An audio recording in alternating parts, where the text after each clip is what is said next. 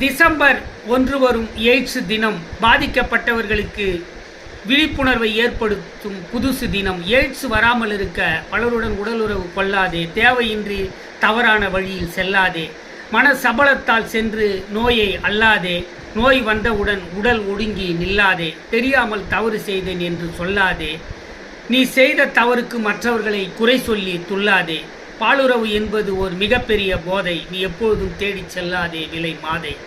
AIDS நோய் வந்தால் அனுபவிப்பாய் சித்திரவதை, உன் சபலத்தால் தவிக்க விடாதே உன் குடும்பத்தை.